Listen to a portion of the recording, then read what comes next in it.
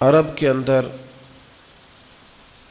جو ایسا اونٹ ہوتا تھا نا جس کے ساتھ اس کا کوئی مالک نہیں ہوتا تھا،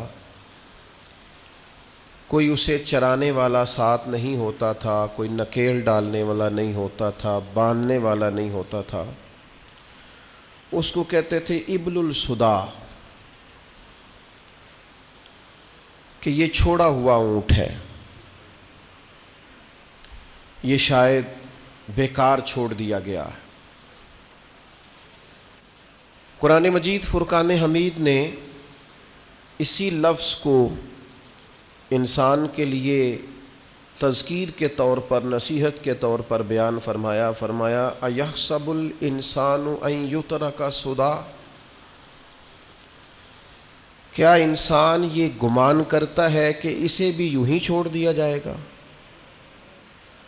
کوئی زندگی میں اس سے پوچھنے والا نہیں ہوگا، اپنی مرضی سے کھائے گا، مرضی سے پیے گا، مرضی سے سوئے گا، مرضی سے جاگے گا، مرضی سے حقوق ادا کر۔ کیا یہ سمجھتا ہے انسان اسے یوں ہی چھوڑ دیا جائے گا؟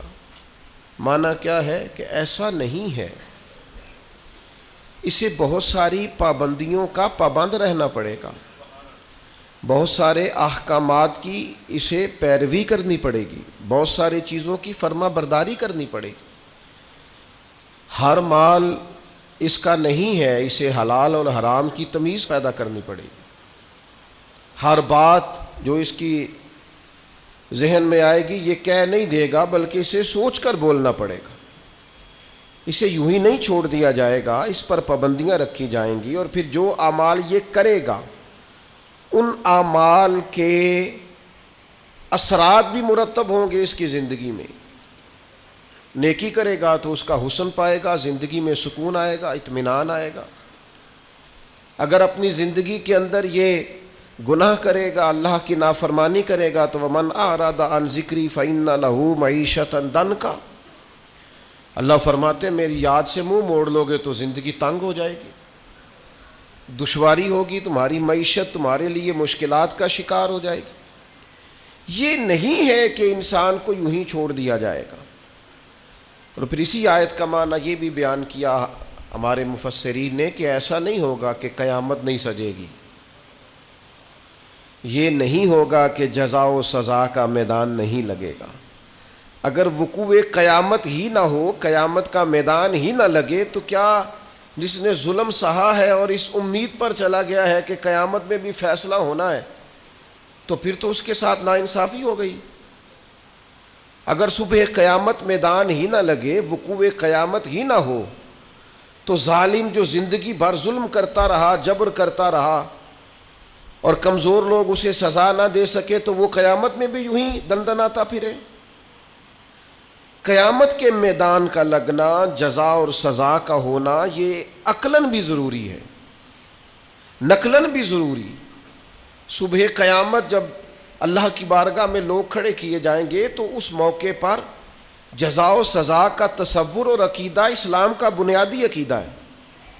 جو بندہ یہ کہے کہ میں قیامت یا آخرت کو نہیں مانتا، وہ بندہ مسلمان نہیں ہے۔ اللہ کو ماننے کے ساتھ ساتھ رسول اللہ صلی اللہ تعالیٰ علیہ وسلم کو ماننے کے ساتھ ساتھ آخرت پر یقین رکھنا اسلام کا بنیادی عقیدہ ہے، اور یہ وہ عقیدہ ہے جو انسان کی زندگی میں انقلاب پیدا کر دیتا ہے۔ جس بندے کو تصور ہونا کہ مجھے کھڑا کیا جائے گا، مجھ سے باز پرس ہوگی، مجھ سے حساب لیا جائے گا، مجھ پر، وہ ایک دانشور نے لکھا ہے کہ ایک مالک کا اپنے ملازم پر بہت زیادہ اعتبار ہو گیا تھا، تو اس نے پھر اس سے پوچھنا چھوڑ دیا کہ آج کتنی آمدن ہوئی ہے، کتنی بچت ہوئی ہے، کتنے اخراجات ہوئے ہیں۔ تو وہ جو اس کا ملازم تھا وہ بڑا نیک آدمی تھا، اس نے ایک دن کہا کہ صاحب، وہ آپ پوچھا کرتے تھے ہر شام کو کہ آج کیا کمایا، کیا خرچ کیا، اور ہمارے پاس نتیجتاً آمدن کیا رہی اور نفع کیا رہا، تو آپ پوچھ نہیں رہے۔ اس نے کہا یار سالوں گزر گئے، اب میرا بڑا اعتبار ہے تیرے اوپر، اب میرا بڑا یقین ہو گیا ہے، لہذا میں اب سمجھتا ہوں کہ کوئی ضرورت نہیں ہے۔ تو کہتے ہیں وہ کرسی سے اٹھ کے اس کے پیروں میں بیٹھ گیا، اس نے کہا مہربانی کر میرے اوپر اعتبار نہ کر. کیا مطلب؟ کہنے لگے یہ تو میرے اوپر اعتبار کر کے مجھے میرے نفس کے حوالے کرنا چاہتا ہے, تو مجھے میری خواہشات کے سپرد کرنا چاہتا ہے کہ میں جو میرے من میں آئے کروں. مجھ سے پوچھا کر. کوئی پوچھنے والا ہو نا تو انسان اعتدال میں رہتا ہے. مجھ سے سوال جواب کیا کر. کوئی سوال جواب کرنے والا ہو تو انسان کو تصور رہتا ہے. مجھے میرے نفس کے سپرد نہ کر ورنہ یہ تو مجھے گمراہ کر دے گا. یہ تو خواہشات کا فتنہ ہے جو مجھے الجھا ڈالے گا. میرے عزیز یاد رکھیے گا, اگر کوئی پوچھنے والا نہیں ہوتا, اگر سوال جواب نہیں ہوتے, اگر بات چیت نہیں ہوتی, تو بہت سارے لوگ ایسے ہیں جو ٹھیک ہوتے ہیں پر بگڑ جاتے ہیں. آپ نے جس آدمی کو گلے پہ بٹھایا ہے اور پھر آپ نے پوچھا نہیں ہے, چلیں آپ نے اعتبار ہی کیا ہوگا, لیکن جو اس بندے کا آپ نے نقصان کیا اسے فتنے میں ڈالا ہے, دنیا اور آخرت تباہ کر دی اس کی. آپ کو چاہیے تھا باز پرس کرتے, خیال کرتے, سوال اٹھاتے, پوچھتے یہ کیا ہوا. وقتی طور پر یہ چیز بری لگتی ہے لیکن یہ بڑی فائدہ مند ہوتی. اس کے اندر بڑی ساری چیزیں پنہا ہیں. قیامت کے دن اللہ تعالیٰ اپنے بندوں سے سوال پوچھے گا,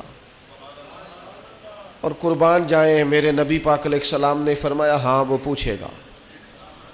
اور جب تک 5 چیزوں کا تم جواب نہیں دو گے تمہیں قدم نہیں اٹھانے دے گا.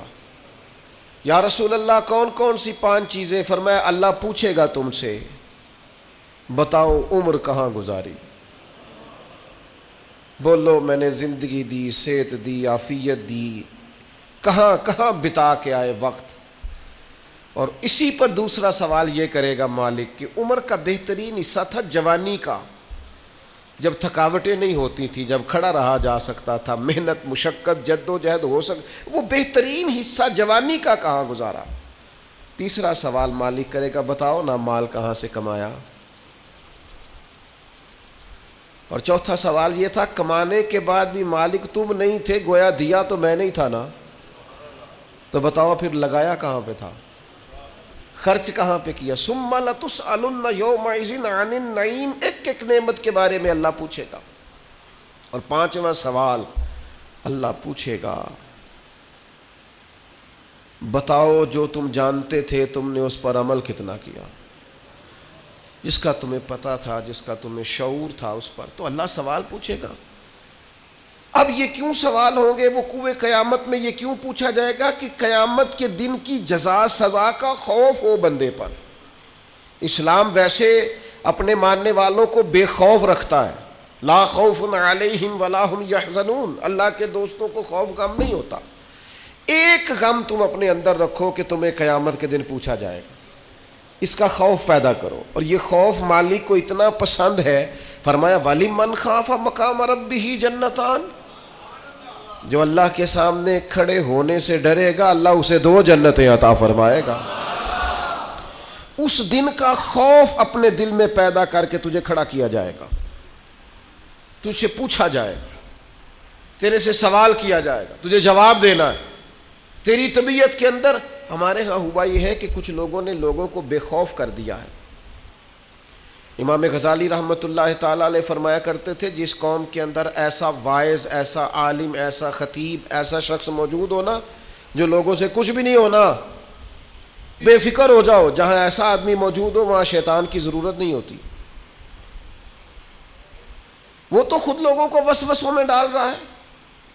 وہ تیرے دل کے اندر خوف پیدا کرے, وہی ہے تیرے زمانے کا امام برحق جو تجھے حاضر و موجود سے بیزار کرے. وہ تجھے بتائے کہ قیامت میں حساب دینا ہے.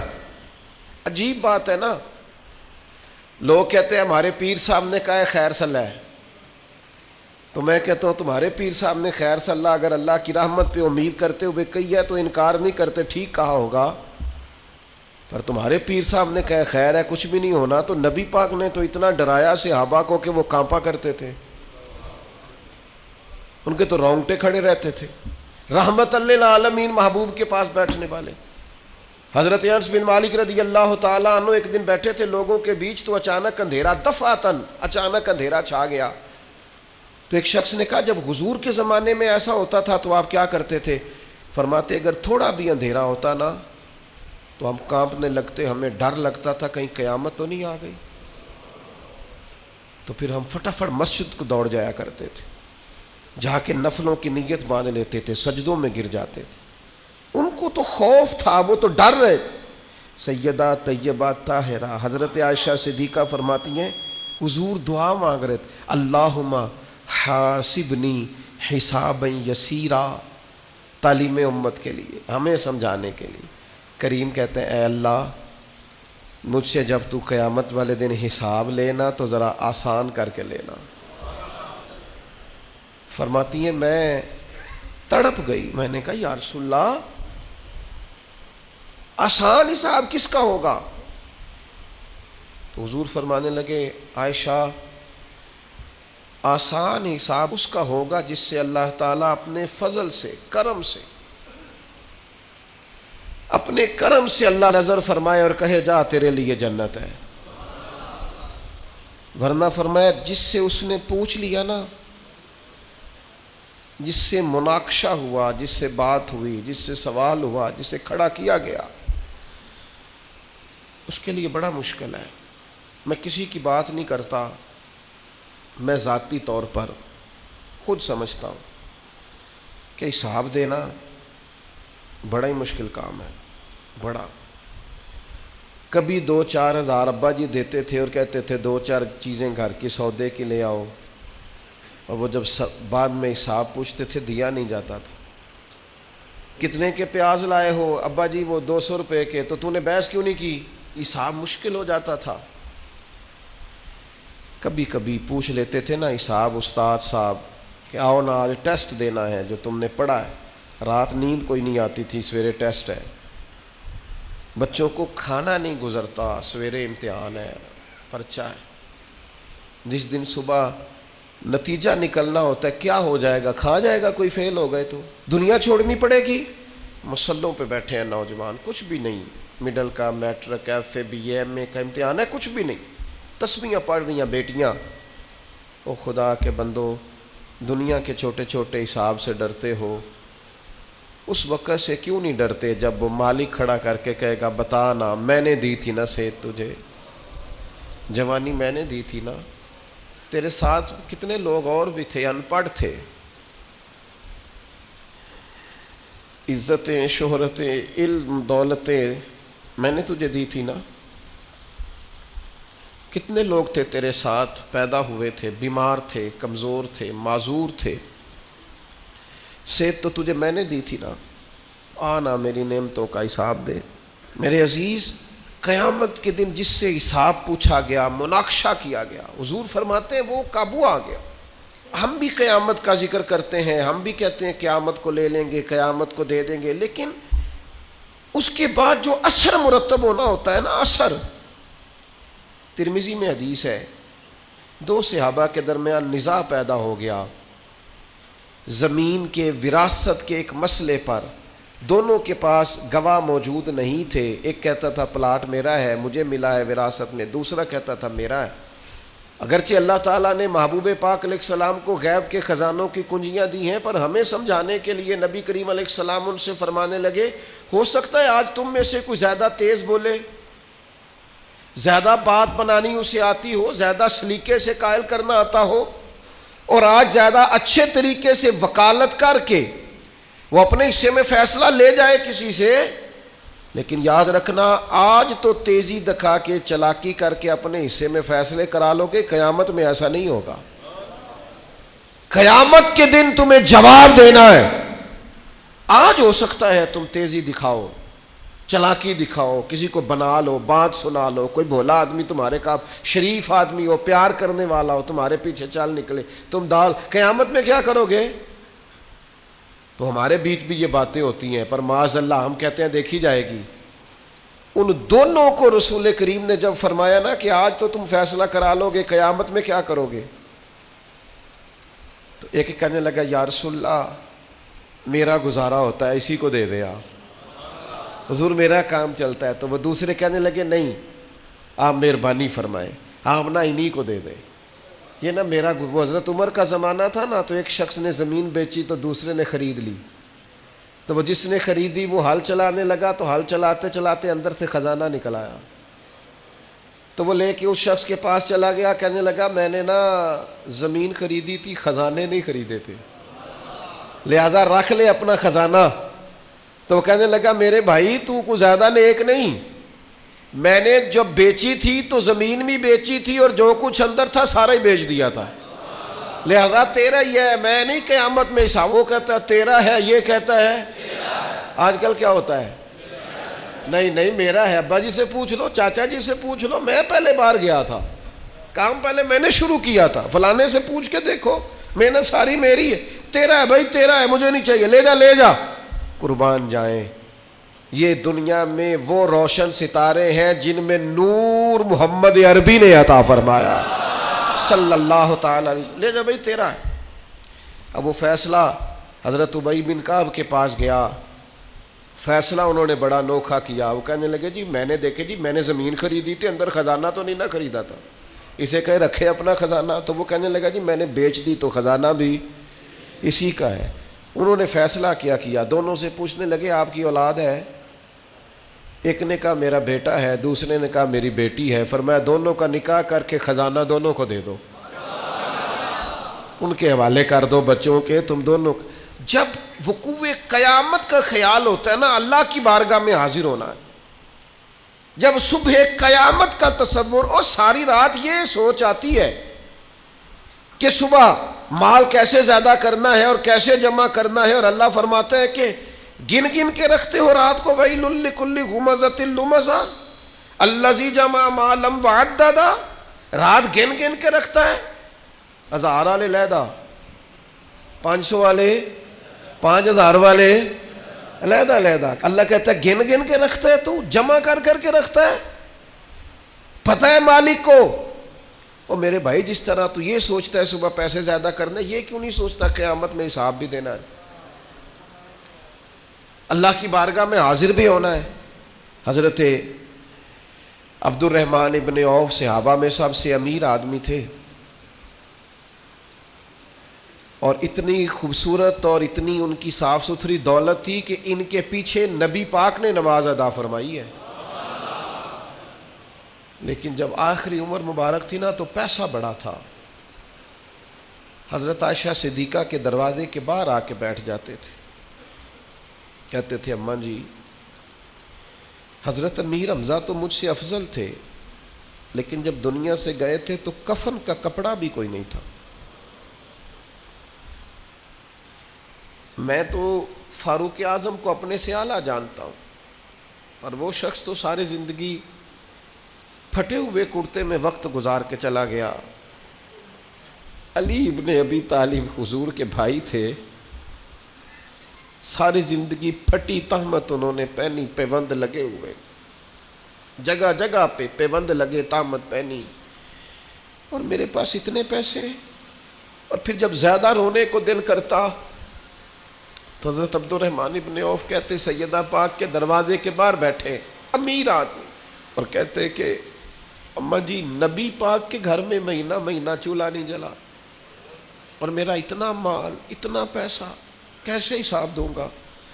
تو پھر جناب حضرت عائشہ صدیقہ ان سے کہتی عبد الرحمن اٹھ، اللہ کی راہ میں خیرات کر کے آ، مجھے امید ہے اللہ تیرے اوپر آسانی فرمائے گا۔ صبح قیامت کا ڈر، اللہ کا خوف، اس کی بارگاہ کے اندر حاضری کا تھوڑا سا، کئی دنوں کے بعد کھانا حضرت ابو الحسن کے باغ میں جا کے کھایا، حضرت عمر کہتے ہیں یہ مسلم شریف میں ہے، فرماتے ہیں کئی دنوں کی بھوک تھی، میں گیا تھا ابو بکر کے گھر کھانا کھاؤں گا تو انہوں نے بھی کئی دنوں سے نہیں کھایا تھا، ہم دونوں حضور کی بارگاہ میں حاضر ہو گئے۔ نبی کریم نے فرمایا بھوک لگ رہی ہے تمہیں؟ میں ہاں، فرمایا میں نے بھی 4 دن سے روٹی کوئی نہیں کھائی، چلو ابو الحسن انصاری کے گھر چلتے ہیں۔ فرماتے ہیں انہوں نے نا بکری ذبح کی، نبی پاک علیہ السلام نے تھوڑا سا کھانا کھایا، اور کھانا کھا کے حضور گہری سوچ میں چلے گئے، تو عرض کی یا رسول اللہ صلی اللہ تعالی علیہ وسلم کیا ہوا؟ تو حضور فرمانے لگے سوچ رہا ہوں یہ جو کھایا ہے اس کا حساب بھی تو دینا ہے نا۔ تو حضرت عمر فاروق کہتے ہیں میں تڑپ کے عرض کی حضور 4 دنوں کے بعد اگر گوشت ملا ہے تو حساب دینا ہے؟ حضور نے فرمایا عمر صرف وہ کپڑا جو تمہارا بدن چھپائے، وہ چھت جو تمہارا سر چھپائے، اور وہ کھانا جو تمہاری کمر سیدھی رکھے، اس کے علاوہ اللہ تم سے سوال پوچھے گا، تم نے جواب دینا ہے۔ ہتھی بکی مٹی پاؤندے، ہاتھ نہیں ہلاؤندے ڈر دے،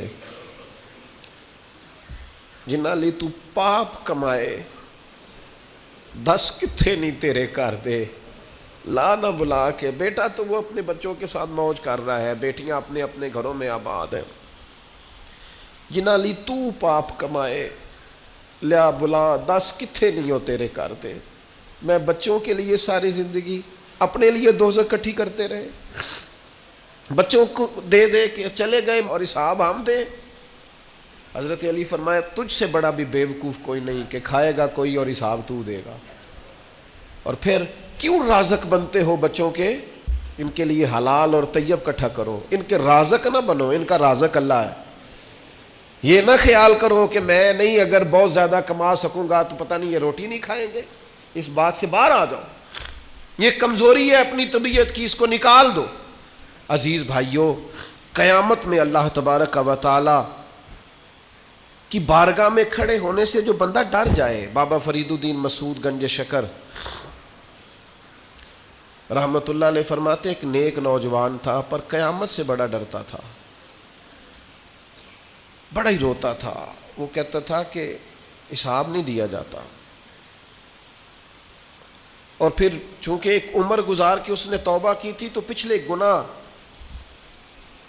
یاد کر کر کے وہ رویا کرتا تھا، یاد ماضی عذاب ہے یا رب، چھین لے مجھ سے حافظہ میرا۔ وہ روتا تھا، بیمار ہو گیا، آخری وقت آیا تو اس نے اپنی اماں کو بلایا۔ بابا صاحب فرماتے اس نے وصیت کی کہ اماں میری 3 باتیں، میں مر جاؤں تو 3 کا خیال رکھنا۔ کا کون سی؟ کہا کسی کو تو نہ بتانا، لیکن جب میرا انتقال ہو جائے نا تو میرے گلے میں رسی ڈالنا، اور ذرا مجھے کھینچنا سین میں، اور ماں بتانا لوگوں کو کہ جو رب کی نافرمانی میں زندگی گزارے اس کا یہی اشر کرنا چاہیے، اور پھر اس طرح کرنا جب میرا جنازہ اٹھے تو رات کو اٹھانا، کیونکہ بڑے لوگ میری عادتوں کرتوتوں سے واقف ہیں، میں نہیں چاہتا کہ جنازے پہ بھی کوئی گواہی دے دے کہ وہ فلانا جا رہا ہے۔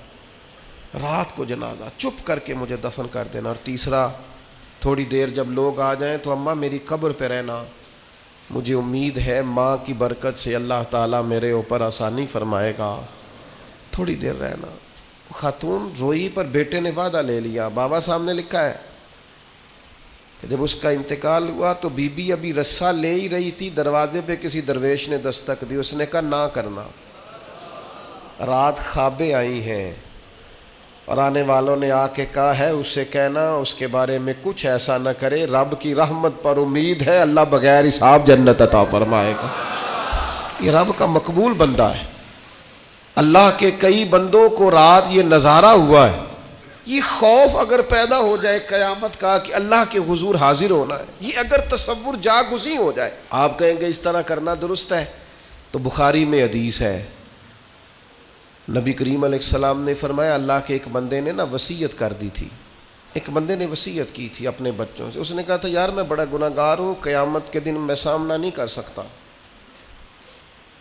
اس طرح کرنا جب میں مر جاؤں نا مجھے جلا دینا، یہ بخاری میں حدیث ہے، اور جلا کے میری خاک اڑا دینا، میں جل جاؤں گا پر میں حساب پتہ سارا ہے سردار نو کیتیاں دا، من نانم کہ من دانم، ساری زندگی گزر گئی لوگوں کا حساب کرتے، فلانا اس طرح کا ہے، فلانا، اور لوگوں کا تو تجھے صرف شک ہے، اپنا تو پاک ہے، پکی بات چھپاتا ہے۔ کچھ لوگ کہتے ہیں جی وہ میں جی ہمیشہ سچ بولتا ہوں، اپنے بارے میں بولنا سچ، ہمت کرنا، جرت کا مظاہرہ کر، اپنے بارے میں سچ بول، بتا کہاں کہاں کرتوت کیے، کہاں کہاں جبر کیے، کہاں کہاں ظلم کیے، کہاں کہاں نہ دوسروں کے بارے میں سچ بولتا ہے، یہ کس نے اجازت دی؟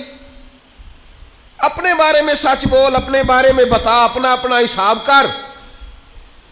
حضرت ابراہیم ابن ادم رحمۃ اللہ تعالی علیہ مریدوں کے ساتھ گزر رہے تھے تو اوپر سے کسی بندے نے خاک ڈالی تو مرید دوڑ پڑے، کہنے لگے ہم انہیں پکڑیں گے۔ تو حضرت صاحب فرمانے لگے کچھ نہ کہنا۔ حضور کیوں؟ فرمانے لگے میں کوئی شے بھی نہیں، اور اگر تم مجھ سے میرے عمل پوچھو تو اس نے خاک ڈالی ہے، میں اس قابل ہوں مجھ پر آگ ڈالی جائے۔ اور یہ عاجزی کے لیے نہیں کہا انہوں نے، ان کا حال یہاں تو چھوٹے چھوٹے لوگ میری طرح کے بن کے بیٹھ گئے، یہ انداز، یہ آنا، یہ جانا، یہ نصیحتیں کرنا، یہ کرو فر، یہ ترے، یہ کیا بات ہے، سوچتے ہی نہیں تھوڑی دیر کے لیے بھی۔ حضور فرماتے اس نے وصیت کی کہ مجھے جلا دینا، میری خاک بہا دینا، مجھے ڈر آتا ہے، میں نہیں مالک کا سامنا کر سکتا۔ اللہ کے حبیب فرماتے ہیں اس کے بچوں نے یوں ہی کیا، جلا دیا۔ یا رسول اللہ پھر کیا ہوا؟ فرمایا قیامت کے دن اللہ تعالیٰ زمین کے ذروں کو حکم دے گا وہ اس کے وجود کو اکٹھا کریں گے۔ وہ جس نے پہلے اسے بنایا تھا وہ دوبارہ بنائے گا، سامنے کھڑا کرے گا، فرمائے گا یہ تو نے کیا وصیت کی؟ اگرچہ یہ وصیت آج کرنا جائز نہیں، آج جائز نہیں، لیکن حضور نصیحت کے لیے بیان کرتے ہیں۔ فرمایا اس نے وصیت کی، اللہ تبارک و تعالیٰ اس سے پوچھے گا یہ تو نے کیوں کی؟ حالانکہ اللہ جانتا ہے، تو عرض کرے گا مالک میں ڈر گیا تھا، میں تو دنیا میں حساب نہیں دے سکتا تھا، قیامت میں کیسے دیتا؟ اللہ فرشتوں سے فرمائے گا یہ سچ کہتا ہے، اس نے واقعی یہ ڈر کر بات کی تھی، گواہ ہو جاؤ میں نے اس کے سارے گناہ معاف فرما دیے۔ اپنی طبیعت میں خوف خدا پیدا کریں۔ حضرت عمر کہا کرتے تھے اپنا حساب کر لو اس سے پہلے کہ اللہ تمہارا حساب کرے۔ میں آپ کو ذمہ داری سے، تجربے سے، جتنا مجھے قرآن و حدیث آتا ہے پڑھ کے بتاتا ہوں۔ جو جرم آپ نے کیے، میں نے کیے، ان کا حساب ہم نے دینا ہے، ہماری اولاد نے۔ بچوں کو پتہ ہے کہ ابا نے حلال کمایا کہ حرام کمایا؟ ان بیچاروں کو کیا پتہ؟ یہ ہماری ذمہ داریاں ہیں۔ صبح قیامت جو عروج پائے، جو کمالات پائے، وہ کس ڈگر پہ پائے، وہ ہم نے حساب دینا ہے۔ آنکھیں بند کر کے زندگی نہ گزارو، اب تو آنکھیں کھلنے کا ٹائم آیا ہے۔ جاگتی آنکھوں سے اپنا محاسبہ کرو۔ لوگوں پر تبصرہ کرتے وقت ہم بھول جاتے ہیں کہ ہمارے اپنے حالات کتنے خطرناک ہیں۔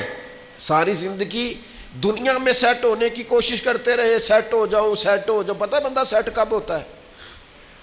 جب قبر میں اتارتے ہیں نا اسے، منہ کعبے کی طرف کرتے ہیں، اس کے گلے میں وہ جو سینہ بند ہوتا ہے اسے کھولتے ہیں، تو اوپر کھڑا ایک بندہ کہتا ہے تھوڑا سا منہ اور کرو کعبے کی طرف، تو وہ تھوڑا سا منہ اور کرتا ہے تو پھر ایک آواز آتی ہے اب سیٹ ہو گیا ہے، اب سیٹ ہو گیا۔ یہاں جا کے سیٹ ہونا ہے، اس سے پہلے سیٹ ہونے والا کوئی معاملہ یہ ہے تمہارا سیٹ ہونا۔ خدا کے بندو آؤ، ساری زندگی دوسروں سے باتیں کی، دو باتیں اپنے آپ سے نہ کریں، اپنا حساب نہ کریں، اپنے معاملات کا جائزہ نہ لیں۔ اقبال کہنے لگے ڈھونڈتا پھرتا ہوا اقبال اپنے آپ کو، اپنے آپ کو، آپ ہی گویا مسافر، آپ ہی منزل ہوں میں۔ یہ جو خود احتسابی ہے، سیلف ٹرائل، خود احتسابی، اس پر تھوڑا کام نہ کریں۔ اقبال دوسرے مقام پہ کہتے ہو اپنے من میں ڈوب کر پا جا سراغ زندگی، تو اگر میرا نہیں بنتا نہ بن، اپنا تو بن۔ اپنی غلطیاں نہ ٹٹولیں، اپنے ساتھ گفتگو نہ کریں۔ جو اللہ کی بارگاہ میں کھڑے ہونے سے ڈرے گا اللہ تعالیٰ اسے 2 جنتیں عطا کرے گا۔ شرط یہ ہے کہ ڈرے اللہ سے، ڈرے بول کے بتائیے، ڈرے کس سے ڈرنا ہے؟ حضرت عمر کے زمانے میں نا ایک نوجوان تھا، نیک تھا، مسجد جایا کرتا تھا رات کو۔ تو مسجد جا رہا تھا تو رستے میں ایک عورت نے دعوت گناہ دی، ابن عساکر نے اس کو لکھا ہے۔ تو نوجوان تھا، خواہشات تھی، کچھ طبیعت مائل ہو گئی، ابھی ادھر جا ہی رہا تھا کہ کسی نے آیت پڑھ دی وَلِمَنْ خَافَ مَقَامَ رَبِّهِ جنتان، جو رب کے سامنے کھڑے ہونے سے ڈرے گا اللہ 2 جنتیں دے گا۔ واقعی ڈر گیا، وہ واقعی ڈر گیا، اتنا ڈرا کہ بے ہوش ہو کے گر پڑا۔ بیماری سے لوگ بے ہوش ہوتے ہیں، پیسے ڈوب گئے بے ہوش ہوتے ہیں، بچے کے غم میں بے ہوش ہوتے ہیں۔ سچ بتاؤ، کبھی خوف خدا سے بھی بے ہوش ہوتا کوئی دیکھا ہے؟ ہمارے ہاں تو روز مرہ ہی نہیں ہے بھائی، اور بڑی باتیں ہیں بے ہوش ہونے کی، ڈرنے کی، غش کھانے کی۔ بے ہوش ہو کے گر پڑا، بوڑھے